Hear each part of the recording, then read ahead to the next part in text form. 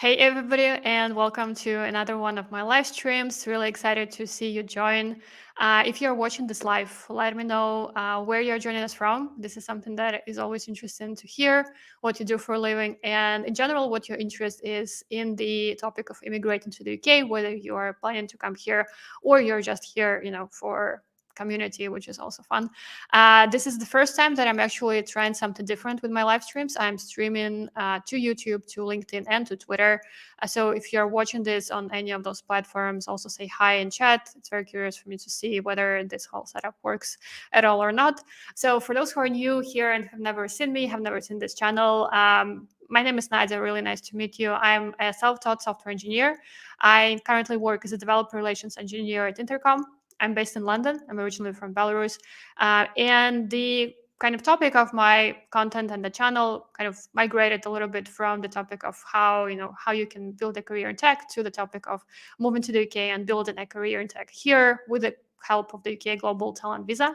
So the backstory here is very simple. I moved here on a skilled worker visa, which is the most popular type of visa, but also I think the most restrictive one and the most kind of dysfunctional one. And I was very eager to switch from this visa. And this summer, I was endorsed for the Global Talent Visa in the field of digital technology as a software engineer. Since then, I've become really interested in this topic, a little bit obsessed with it. I've always been interested in immigration, and this visa really hooked my interest. So since I've already done so much research, I've decided that it's very much worth sharing it with the world. And this is how a lot of the videos on this channel were born. So if you are working tech, if you don't have to be a software engineer to get this visa, you can be in a business role or a technical role. And if you're interested in moving to the UK with this visa, this channel and my content in general will be helpful for you. I also help and consult people one-on-one with help them prepare their documents for the endorsement for the visa, so the stage one.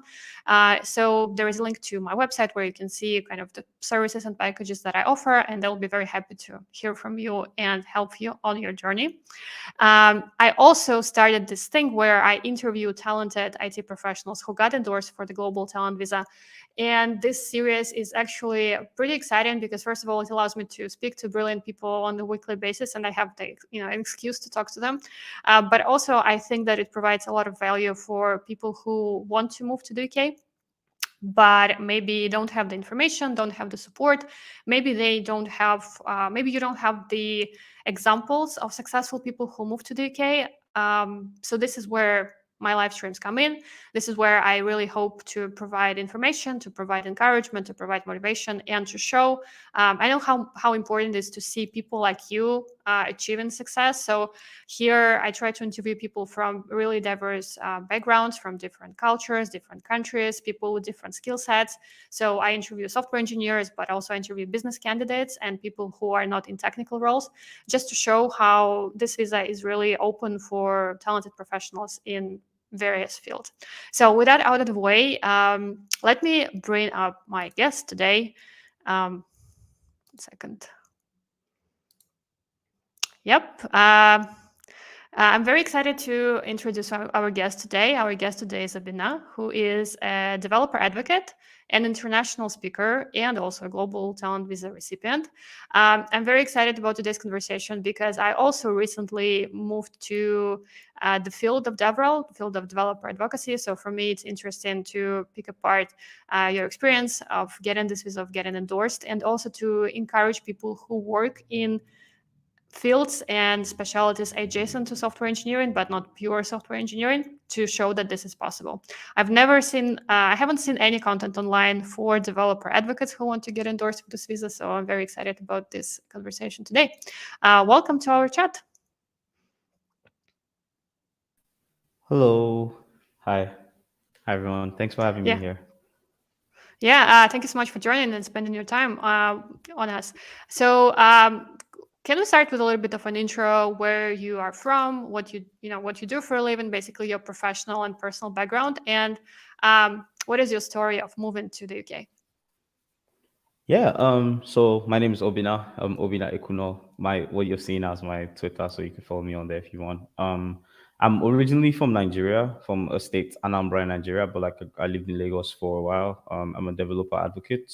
So a lot of my work entails like making people comfortable with technology and like especially technologies that I'm advocating for at the time, or in general, just like using technologies, creating demos, educating, and like those kind of things. Yeah, most recently I have worked with like different companies, like open source companies, and also like most recently Cloudflare, which is like a really cool company to work for. But yeah, that's a bit about me. um Yeah, amazing. You have quite an experience. Was your background primarily in developer, being a developer advocate, or did you transition into this from a different role? Oh yeah, so I started my career as a technical writer and then moved on to like, obviously while learning how to code, I was sharing what I knew in like very small pieces on Scotch.io, if you know like Scotch.io, or like LogRockets, blogs, Telerik blog. I was writing everywhere, literally anywhere that would have my content. And then I kept learning and then building, and I got like a role as a front end engineer. So I'm primarily a front end engineer, which nowadays like it's a whole thing because front end engineers can do like multiple things with services and stuff. But yeah, I'm a primarily a front end engineer, and because like I have like a thing for sharing and learning, I've just like kept going. And then one day like someone was like, hey, would you join this team as a developer advocate? I was like, what is that?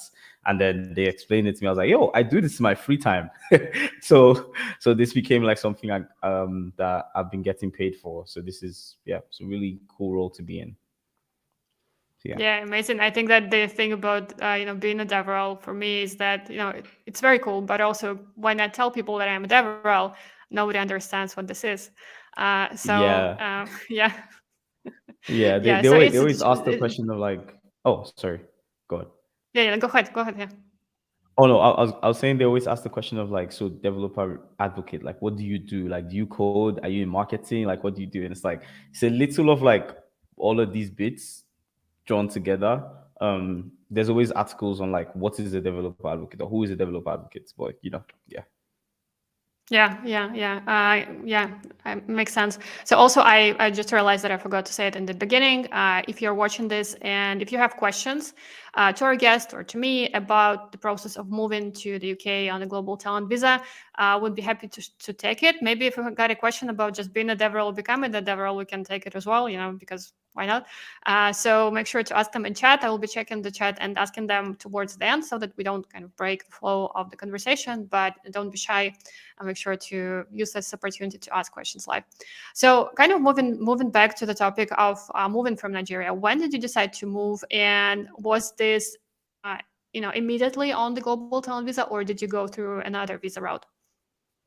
Oh, so I didn't move to the UK from Nigeria. So I moved from Nigeria to Dubai. So I lived in Dubai for a bit. I worked there remotely for a company called Gatsby, which is also a JavaScript framework. So I worked in Dubai for a year, and then when I left Gatsby, because in Dubai I also had some sort of like skilled work, an independent visa. So I was like a freelancer in Dubai, and then I got like this job opportunity at Cloudflare. So I moved to the UK through the skilled worker visa, which is like the tier 2 visa.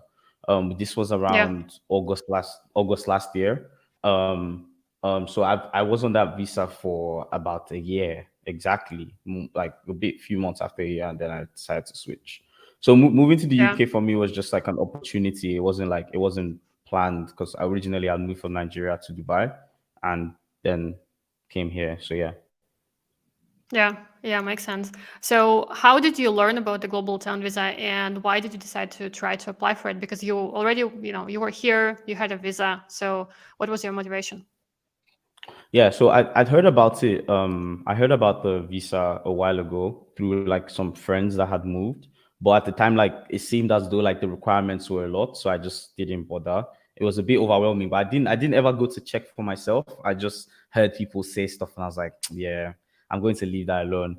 And usually, if you've ever tried to look at like other countries and their endorsement programs, it's usually a lot, like especially the Canadian endorsement program, like this express entry. So I assumed that it was like that. But this I then like heard more about it from my friends, and then saw like people were actually getting this, and then I decided to look into it. So when I moved here at first, like the decision, obviously I came here on the skilled worker visa, but like the decision to move was just for more like independence in some sense. Like I listened to your intro and and yes, the skilled worker visa is nice and all, but like it doesn't. It takes, someone made the joke and said it takes the permanent out of permanent residence, because like it's your you're only a permanent resident as long as you're employed. So it's a Yeah. bit tricky. But yeah, Yeah, yeah. yeah, I have never heard of this expression, but it really makes sense. I think that a lot of people move here on the skilled worker visa, and it's a great opportunity because usually the employer sponsors everything. You don't have to worry about the yeah. documents. You don't have to pay. You don't have to do anything. But then once you come here and you start living in the UK, you do realize the limitations of the visa and also Oh how yeah. it is tied to your employer. And like once Mm-hmm. your employment ends, you don't have a visa, and I think this shocks a lot of Yeah, people. And unfortunately right now this is so relevant to so many people in my network and people watching this.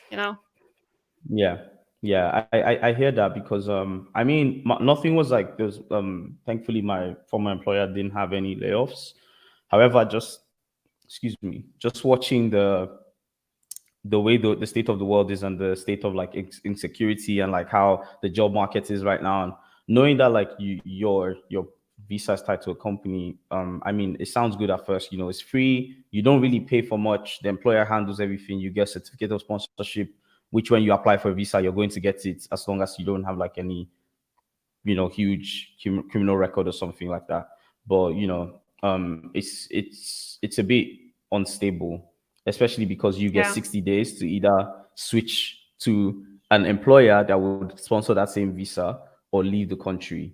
And yeah, that's a very tricky place to be in, because you're thinking, what do I do with my rent and my mortgage, or like what do I do with like yeah, the things I have and my family. It's a whole thing. So yeah, yeah.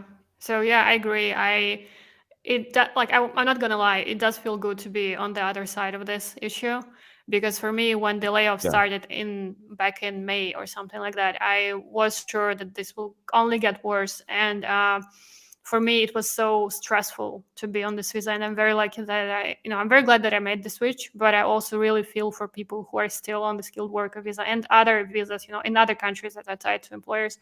So if you're watching yeah, this and if you're on this visa, I think that it's a good moment to research it, even if you haven't been affected by layoffs yet. I think it's good to know your options, sort of, and know whether you have other alternatives that are better. yeah. And the good thing about switching is like you can switch and still work for the same employer, because I know that sometimes like the skilled worker visa comes with like some clause, like you have to work there for a specific number of years, else you had to pay back like the relocation stuff, like all of those things. Obviously, security for the companies, but you don't need to leave your job. Like as long as you have that rights to work in the UK, then you don't have any issues. Like you can still work for the same people, work in Yeah, the place that you love. But the difference is that you are now more independent in the sense that if you check your right to work, you don't have that certificate of sponsorship. I think the only limitations is that you can't be a sports person or get access to yeah, public funds. But like, yeah, that's a yeah. whole You lot you better than, yeah. yeah. You can't be a dentist either, which was Yeah, a yeah, real disappointment. yeah, you can't be a Uh, dent. Yeah, but Yeah, honestly, yeah, it's a great point. I've never heard anybody bring this up, but I think that it's valuable for people to hear that switching visas, it doesn't do anything it doesn't affect your relationship with your employer. So, for instance, I switched visas, but I yeah, still work for Intercom, so I didn't change jobs. So, in terms of your kind of process of researching this, going through, preparing to apply for the visa, what was it like? Where did you gather information? You mentioned that you had a friend who encouraged you to apply, and this is a very typical story. Like everybody has a friend who did it, almost everybody. So what did it look like, and how long it took, and kind of the mechanics of getting prepared for it? I think would be interesting for people. yeah. Yeah, so I think the first question is like how long did it take, or what did it okay, the whole process for me was very a bit easier, because the way the skilled worker visa, the global talent visa is structured, you need to prove like certain things in different categories. So the first thing I did was, obviously I'd heard from my friends, but these my friends are like more marketing people than developer advocates. And also, being a developer advocate is seeing that like all your work essentially is to be a public person. So it's very hard to differentiate between the work that you've done for your company as part of your role, which in some categories it is there. Like I think the mandatory category is like for you to show all the stuff that you've done and all of those things, and there are things that like go towards that mandatory category. So like I went through the website, checked out stuff that I could do, but the first application I made, I I didn't get it, which was a bit of a it was an eye opener because I'm looking at the review and they were like, yeah, there's no you've just done your job, like speaking at conferences or doing like some innovation thing or like helping out with this or like all the things you've done, you just done your job. And I was like, wait, what? um because I feel like I did like so much more than just my job. So like gathering the information was very was a bit straightforward because, for example, my recommendation letters, I reached out to a former senior colleague at like Gatsby, because Gatsby is an open source company. So based on my own experience, I worked at an open source company. So I reached out to one of the staff engineers there when I worked there, and I said, hey, could you just write me a recommendation letter about how we work together, and like, I sent them the website and said, hey, this is what it entails, how you know me, how you know my work, how my work makes you feel, those kind of things. Just write it in the recommendation letter, if you will. And I was a bit lucky. Like I said, the first time I got rejected, I used that feedback about how there's no difference between the work that I had done and the work that is my own. The work I've done for like work, because of as a developer advocate, your job is literally to be out there. So yeah, but the recommendation letters was like from a former senior engineer, and then I reached out to two people in the industry that like hadn't worked with me directly, but we have collaborated at some point, and we have like shared each other's work in some way. So I reached out to someone at Google that I worked with at the conference like 2 years ago, and asked them to write me a recommendation as well. And I reached out to someone else that is a senior director at their own company. And this is just within my network, right? So like they were able to like write me those letters explaining, detailing how my work has like impacted, trying to show that impact. And also I had some help from my friends that had already done the application previously. I'm hoping I'm answering the question, or if I haven't gone off Yeah, track, please yeah, just yeah, call me back. yeah, yeah. So, yeah, so it's interesting that you actually got rejected the first time. This is something that happens to a lot more people than I think we realize. They do give out quite a Yeah. lot of rejections. So, did you appeal your decision, or did you submit a whole? I guess you submitted a whole new application, right? Because you used new evidences, right? Yeah. So the thing that happened is I got rejected the first time on the basis that, because when I read the application as like surface value, just okay, cool, show that you've done this and this, that, and I got rejected. And then because obviously I know that I have contributed significantly to my community based on the work that has been shown, work that I can point to, I appealed and I said, "Hey, I feel like you've made a mistake. Look at this." And they still said to me that there's this some funny thing they said. It's like, "Oh, you do qualify for this optional criteria 3, but you didn't tick it. So like we can't grade you on something you didn't select." And I was like, "Oh, this is you." Because the thing I realized is that you have to be, they don't know you. And I don't think like they go on like Googling people and checking, because they're receiving many applications. So you have to like show beyond reasonable doubts that this is what I've done. This is everything to the T, because that's what they're going to use. So regardless of if you say you've done something significant and you've done something significant, it's more about what you can prove.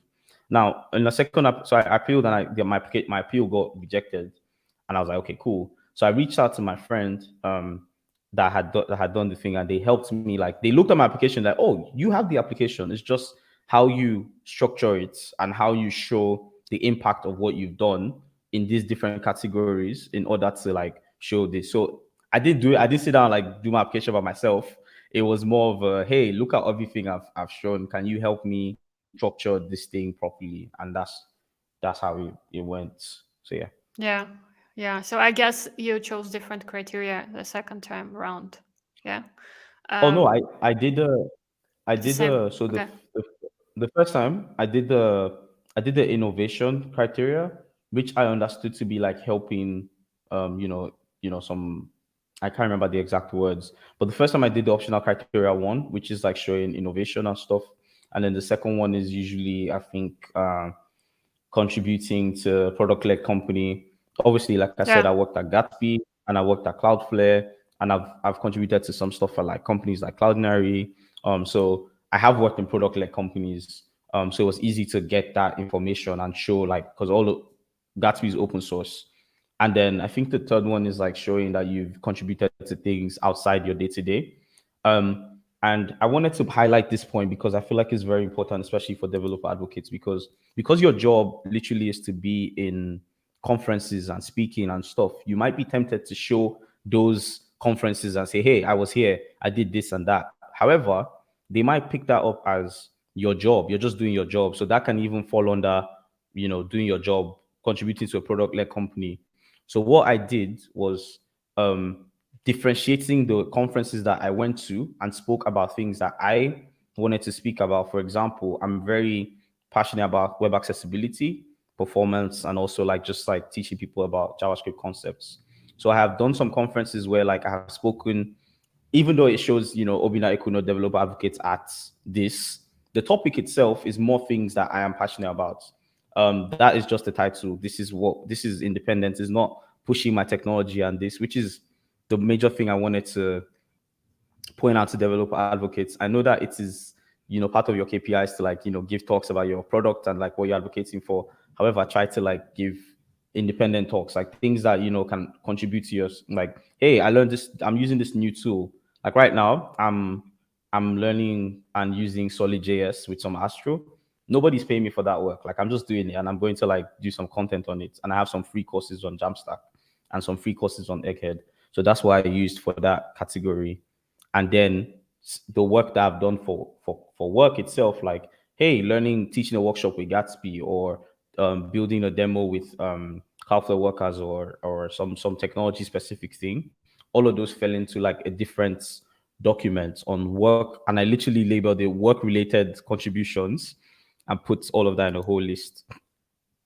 So yeah, that's how you kind of differentiate it, because you have to be Yeah. explicit because of the role of a developer Mm-hmm. advocate. You have to Mm. show what that is. So, yeah.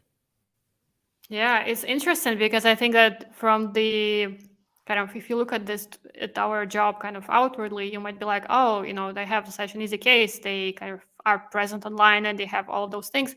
But yeah, if you read the requirements of Technation, you will actually see that the public speaking that you are doing on behalf of your company are not really acceptable in terms of fulfilling the criteria. So it applies for everybody basically. So if your company pays you to go somewhere and talk about their product, if you're not a devrel, you're another role, it's still it's you can mention it in your application. It's still good stuff, but you can't really use it for showing outside work or kind of outside recognition. I think that's a good point, and it's kind of easy to make a mistake on this, I guess.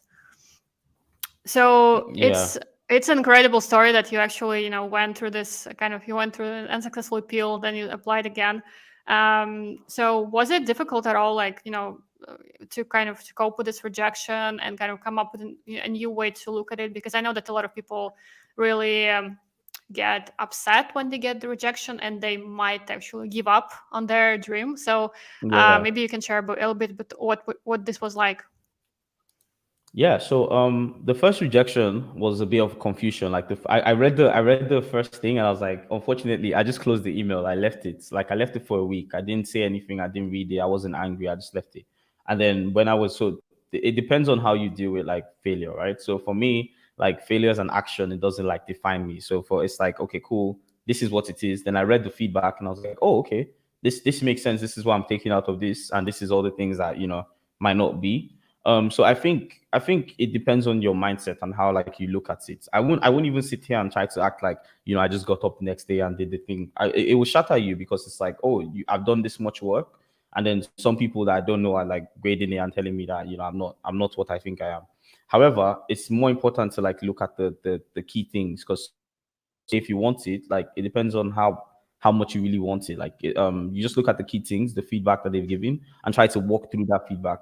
So using my friend I just mentioned their name, PC to me says like you use their words, do use the feedback that they've given you, like again, to ask them again. So if they say, hey, you didn't show this, then you'll be like showing you this, and then you show it properly so that the person reading it is going to be like, okay, cool.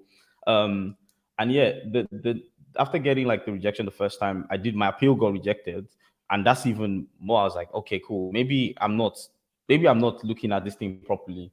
And then my appeal got rejected, and then I did another application, and that other application I didn't have to appeal again because now I was looking at it properly, asking people that had already done it, making sure that every line was like showing significance, leaving the ambiguity, making sure that things are stated clearly and links are pointing to things that are relevant. So if, for example, you're going to say something like, I've written 10 articles at this place, that's fine. However, you need to ask yourself, what is the impact of these articles? Like, how many readers does this publication get? How many readers did my article get? Who cited this article in where? If you have a screenshot of that, add the screenshots. I went back to like some Google photos and got like stuff that talks that I've given like 2017, 18, 19, like just like talks and the reviews and like some sites, tweets or something. Just add everything that you can, because at the end of the day, like I said, the person that's looking at the application is going to be looking at the thing. They're not going. I don't know if they externally. I don't know what they do, but I feel like I want to give you this paper so that if you read it, you will have an idea of who this person is and not have questions at the end. So that was how I applied the other one, and I had a lot of help from my friend. So like I didn't. It wasn't like I just did it myself. No, I had a lot of help. Yeah, yeah, yeah. I think it's important to have support and help. And I think that for people who don't have anybody in their network who got the visa, I hope that this channel and this live streams can be kind of source of support, and like we can be your friends in this. So it's interesting what you said, that it's just important to think of this person on the other end of this process, and they will be looking at your application kind of everything together holistically. And you need to make sure that you're telling your story really completely, so that when they read your documents, they don't have to like dig for details. I've heard that they won't like even open the links. So like it's important to have screenshots to show like what this link is, what's the significance of it. So imagine that this link doesn't work anymore, the website is down. Yeah, and then you need to make sure that the evidence is still valid even if this happens. Yeah. Yeah, I also Yeah. wanted to add that like when you're showing links, like you don't show a link and be like, oh, check this out here or like here. It's like, what is here? Right? So if you say, oh, this website has 10,000 active readers in a month, highlight 10,000 active readers and put a link there. If the person wants to verify, like, and the link is supposed to be to a publication that shows what, like, for example, I Yeah. write a log rocket, right? And log rocket has like 5 million active readers in a month. There's a publication of log rocket stating that they have 5 million active readers in a month. So I'm going to link that there. Or, for example, I spoke at this conference that doesn't exist anymore. However, I had the YouTube link and the link for the flyer somewhere in my photos, and I found it. So, like, it seems, Mm. and it's a very good exercise. I feel like the global talent visa preparation, as much as it's stressful, is also a way to like make you see how much work that you've done over the couple of years. And even if you haven't done so much work, it makes you see like the amounts that you've done and how you can like put it in an application and say, hey, this is what I've done. And thankfully they have the promise, which is like, hey, even if you've done so you haven't done like 50,000 conferences, how much can you like show the impact of these little ones that you've done? And it's just like, how do you present yourself? It's from my own experience though. So yeah, because Yeah. even the first Yeah, yeah, yeah. application that I got agree. I rejected. think that for Oh, sorry, I go was ahead. going Yeah. to say like the first application that got rejected and this other one. Um, I didn't really change so much, more just restructuring and showing like detailing impact. So like, yeah, Yeah, I think it's important the way you structure your documents. It's all about kind of using the keywords almost that technician expects to see. And then if you get rejected, I think that actually it's a good opportunity to, if for instance, if you're in doubt and you're not sure that you will 100% get it, you need to remember that, first of all, stage one, the endorsement stage that I help people with, it's not an immigration stage yet. It's just you applying for an endorsement from Tech Nation. So if you get rejected, it doesn't affect your current visa, it doesn't affect your current job. So there is no risk for you, really. It's just that you will pay the fee, Yeah. and you might lose the money, but it's not that much money. But also you will get the feedback, which is very valuable, because they will give you feedback on each of the criteria that you either missed or hit, and Yeah. then you will know exactly what you're missing, so that you can take this feedback and go kind of back to the drawing board. You can understand which things you still need to work on and which things you already have, and then in a couple of months or 6 months or a year, you can reapply with new documents. And this can actually be a very, I think, a good exercise if you don't let it kind of destroy your confidence in a way. Oh yeah, for sure. They will give you like feedback that you can read through, and they would even say, hey, you hit this one. This one is good.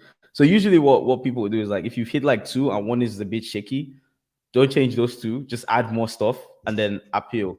Or if my in my case, like I got all of them no, and I was like, oh, and then in the appeal they said, hey, this, and it was very helpful. So they give you very helpful feedback. I know that feedback sometimes can be something that you don't want to hear. However, like sometimes it's actually helpful because the person just said you qualify for this criteria, but you applied for this other criteria, so there's nothing we can really do for you.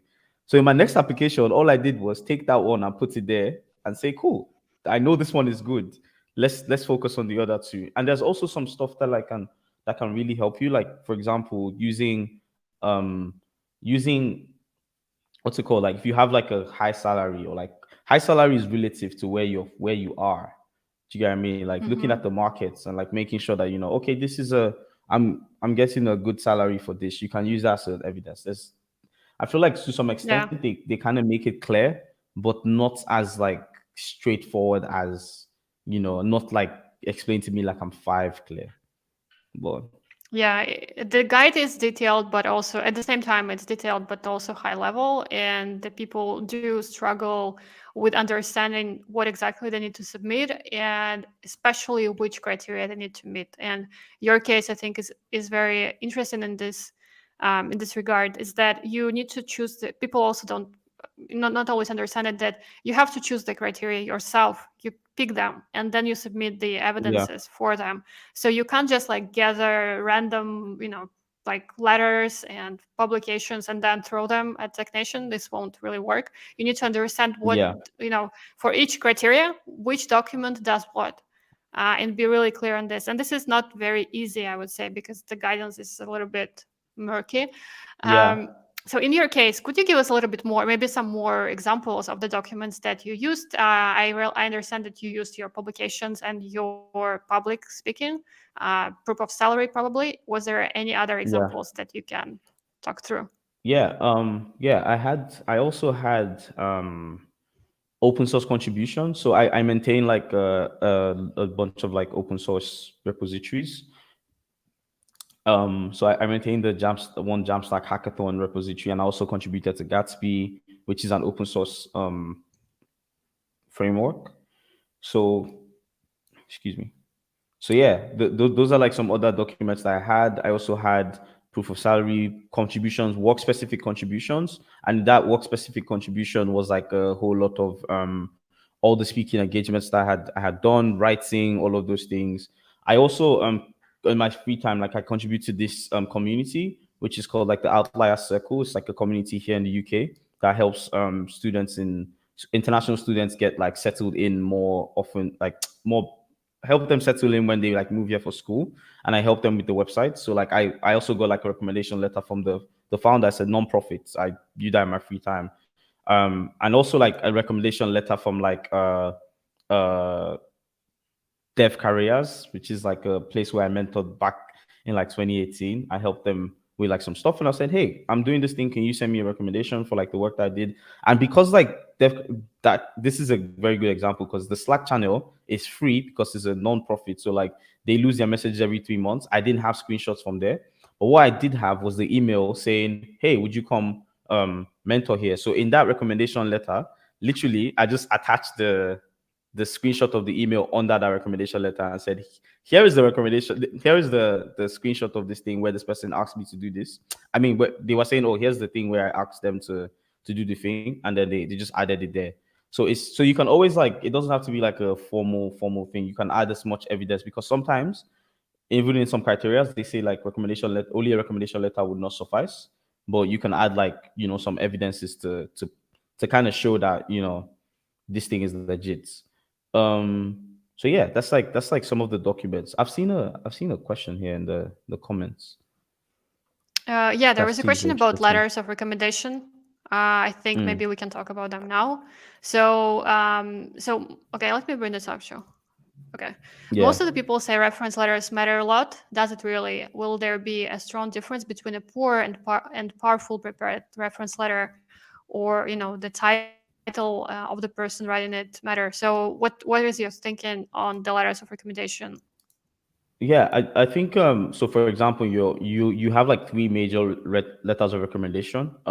What I did with mine was I tried to have one from someone that is senior enough, that worked with me directly, to write about that personal experience. And I reached out to like someone that I knew is like senior, and like it's because obviously they tell you there that the people that write in the recommendation letter has to be senior, right? Or like I can't remember the exact words, but I know it has to be senior. And then you kind of strategically want to place who's writing your recommendation letter, in the sense that how much does this person know your work, and how much can they vouch for your work, and how well can they write the impact or show the visibility of your work. So it's a different thing from, like, say someone knows you in like the industry, for example, and they just like, yeah, this I've seen this person around, and they do good work.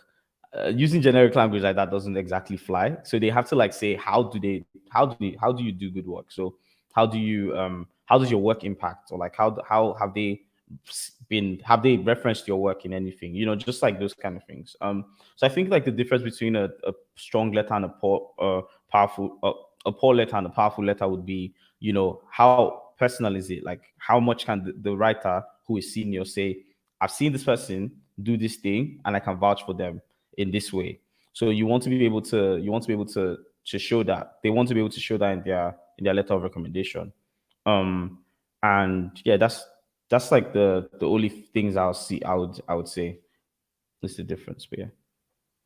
Yeah, that's very helpful. I think that sometimes people don't really understand what the purpose of the letter of recommendation is, and they would use such fluffy words that don't really mean anything. But in case of Tech Nation Visa, they really want to see concrete information of what you have done Yeah. and your achievement and your impact. And impact is Yeah. very much about money and about business impact or some kind of growth. So Yeah. how would you recommend people think about impact if they work in as a devrel, as a dev advocate, or technical writing and adjacent fields? Like, what kind of impact would you recommend they emphasize in their applications?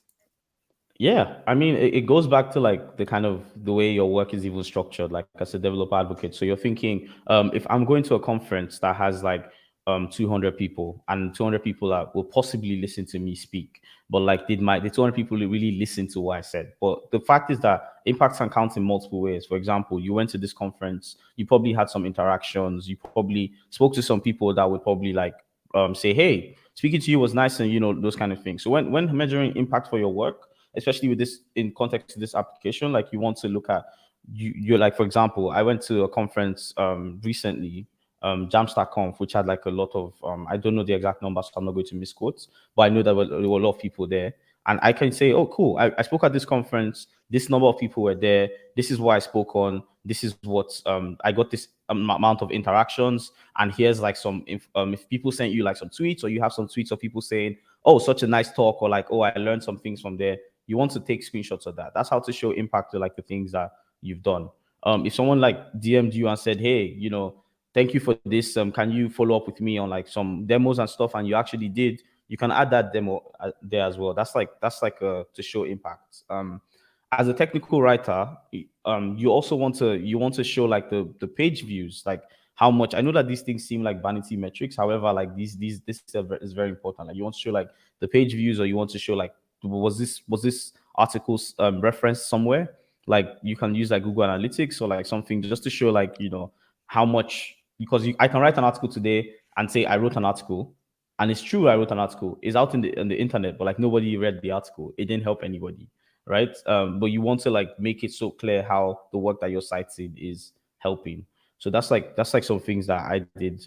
Thankfully, a lot of my articles were on external blogs that have like really high reach. For example, Scotch.io, which I used to write for in like 2018, 2019, got acquired by Digital Ocean. Now, people will be like, "What's the significance of that?" I didn't get the money. However, it shows that like I wrote articles for this blog that got acquired by this company for this amount of money. I played this role. It might not be.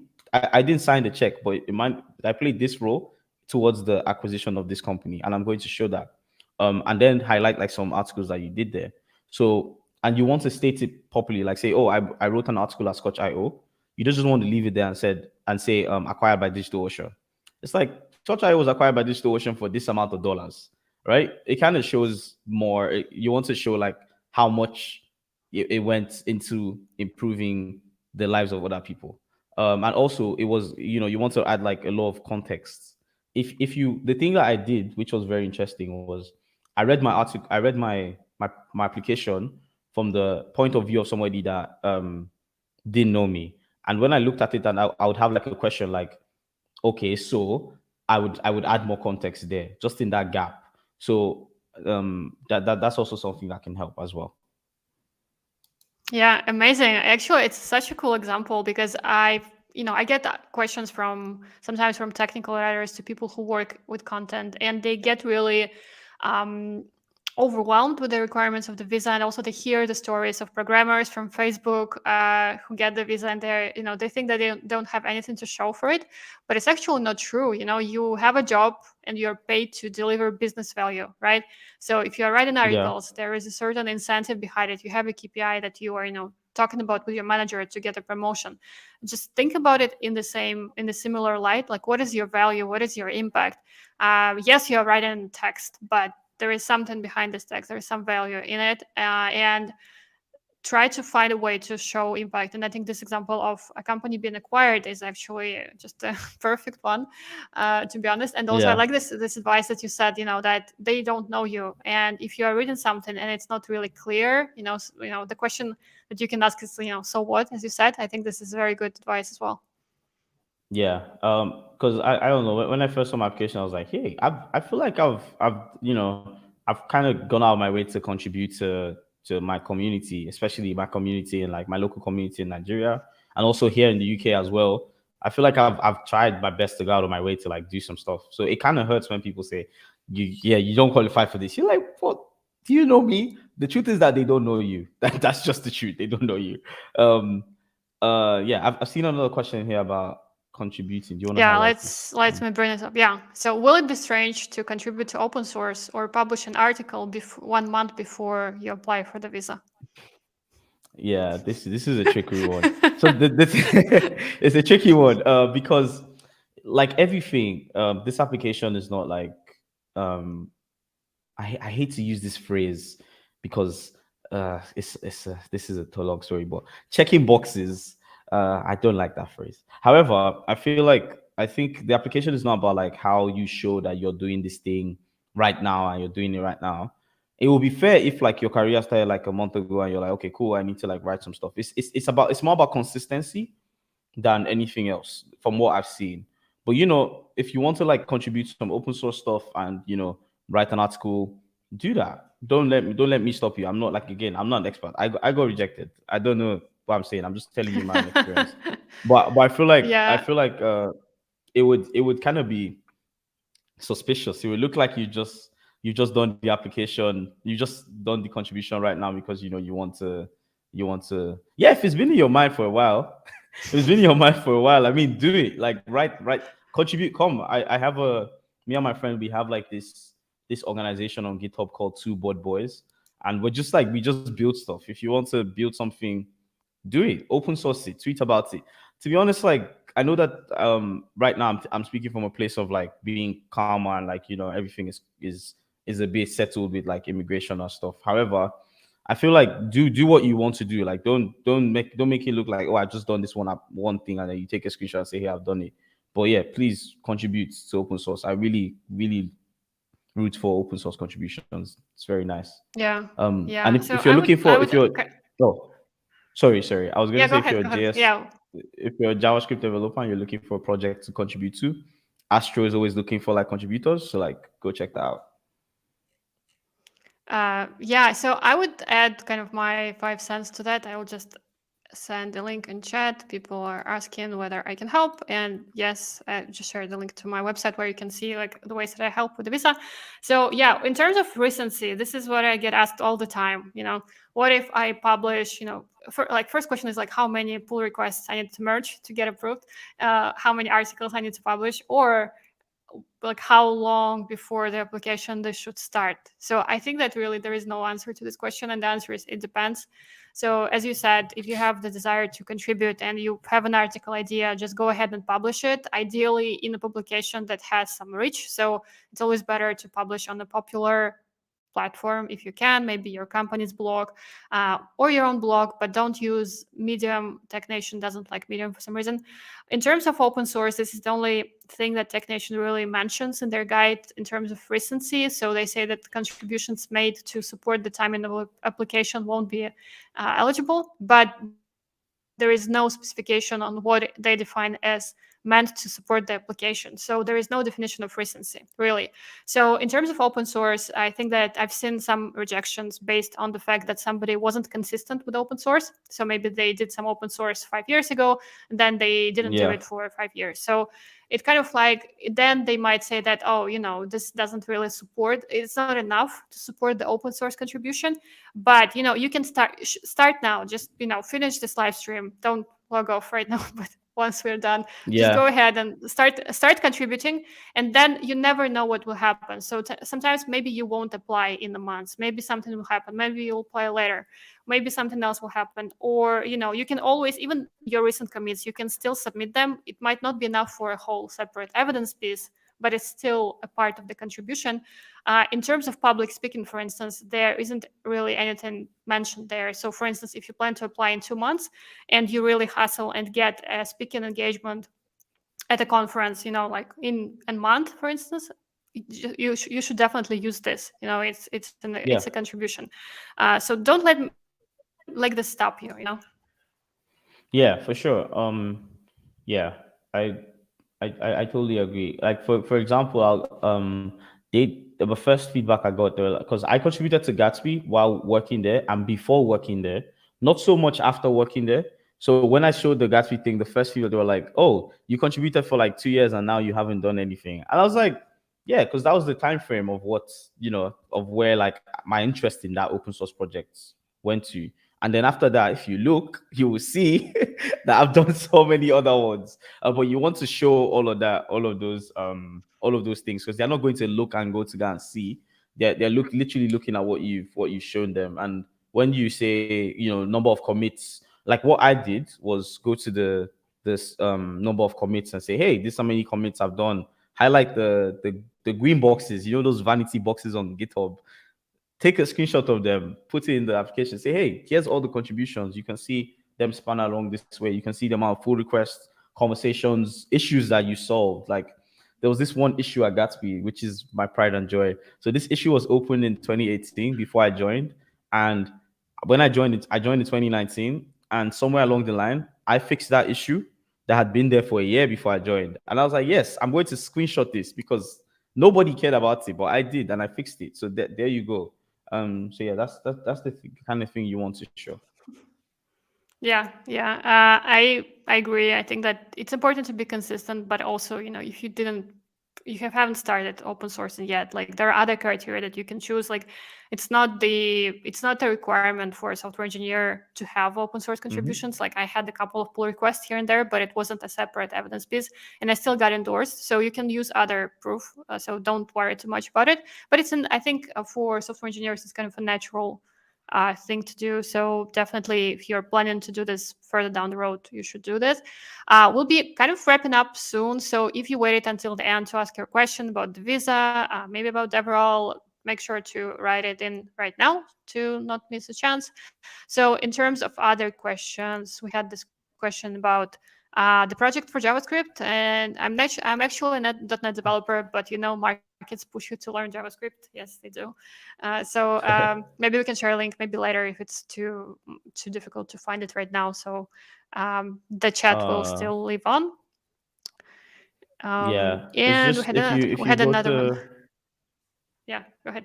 oh, okay. Yeah, I was gonna say like if you go to like Astro on like GitHub, with I'm gonna share the link. But this is just a place where I'm currently spending most of my time, so I'm just going to share the link with you so that you can share it.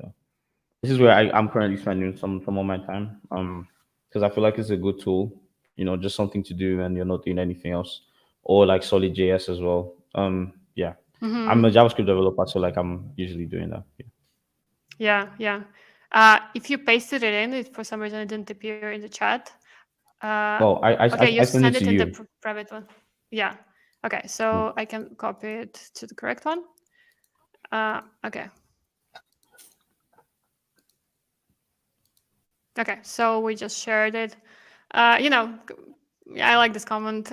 Suspicious things are, things can be suspicious or not suspicious. I think it's kind of about you telling a story and presenting good evidences that fit the criteria. And there are check boxes. Yes, like it sounds very intimidating. This process. It sounds, like a global talent, exceptional ability, all those words. But at the end of the day, it's very much about fulfilling the requirements. And your endorsement is given by regular people who work for a technician. You need to think about the experience of them reviewing the documents, but also of you meeting the criteria. And that's it. I think that this helps to really kind of take this fear out of this process a little bit. So I hope that this is helpful. So towards the end of my streams, I usually ask my guests questions around what kind of advice you would give to people who are maybe thinking about doing this visa. Maybe they're scared, they're not sure if they're eligible. And also, maybe there is something that you just wish somebody told you when you were starting out so that you could maybe save time or save nerves in the process, because this process can be really nerve wracking, to be honest. Yeah. The first thing is advice. I think do it afraid. I know that like there's a lot of like it's £456, 460, yeah, £56 that for the application, and it's a lot of money. Depending on where you are, like where your financial situation is. But like look at the criteria, like take out the ones, like look at everything because there's a lot of English there. Bring out the ones of that you feel like you feel fit into, and then just create the documents for those ones. And just do it afraid, like try to read through, make sure that you're asking yourself what is the impact of this thing when you are writing it. Don't just say, oh, I did this thing and it was nice, or it's cool. Try to avoid like generic language, like, oh, let's say someone writes you a recommendation letter, says this is one of the best engineers that I know. According to who? Do you get what I mean? Because they could be the best to you, but like not like the best ever. So like unless there's like some publication that says top 50 best engineers, and you're there. So the thing I'm trying to say is like you want to be very careful, understand that the people that are looking at this thing, they don't know you. So they are looking at the papers like and trying to figure out if you fit into this thing. So you want to be on reasonable doubt. Another thing which is kind of funny is the first application I did. I thought the 3 recommendation letters were part of the evidence files, but they're really not because like we said, like the grammar is explanatory, but it's still very confusing. So you have the 3 recommendation letters and the ones that you're supposed to get, and then you have the I think 10 evidence files. So that's like what it is. I might be mistaken, but I do know that they're separate from the two of them. But please read through like the guide again and again. Like just keep reading through. Don't waste time. For me, I would have applied for this thing like a while ago, but for some reason I was like, yeah, I don't really need it. Um, but there's a certain piece that comes with it. I think so. Yeah. Yeah. Those are my 2 advice. Do it afraid. Take your time, gather everything that you can, and then yeah, you'll be fine. Yeah, yeah.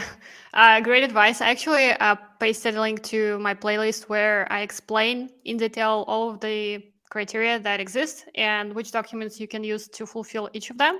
So this playlist kind of fills the gap in in the technician guide. At least I hope it does. To makes it makes it a little bit more clear, what kind of evidences go where.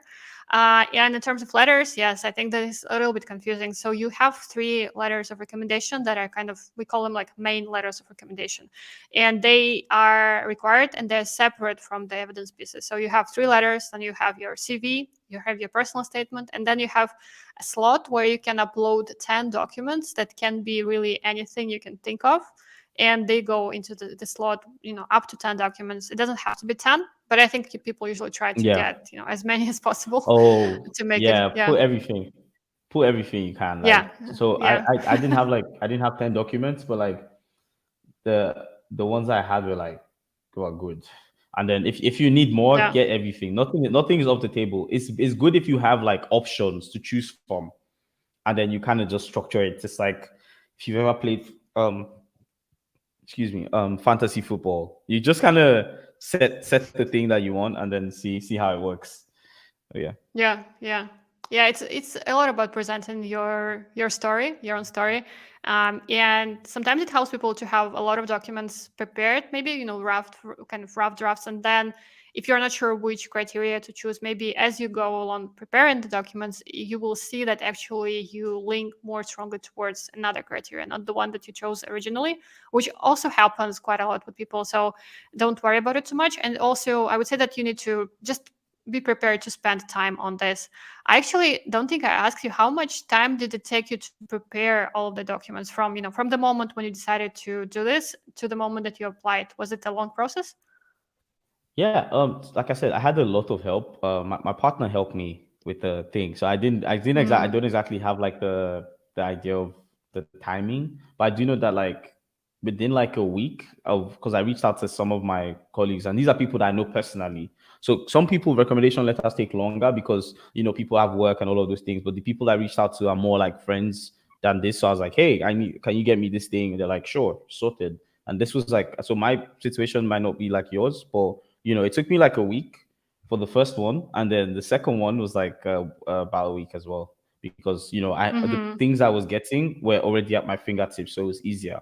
But certain times I've seen people take like about 3 weeks to prepare an application, and like I said, I had a lot of help from people around me, so for me it Yeah. wasn't stressful. And I know gathering applications and reaching out to people is stressful because you're working on other people's timelines. But say just budget like like 3 weeks, get everything, reach out, know who you're reaching out to, and try to explain the urgency. Or there's this thing my friend says, if you want to get something done fast, like you create artificial urgency. So you're like, hey, my application is done, I'm just waiting for you to get it, and then you can get a letter. But yeah.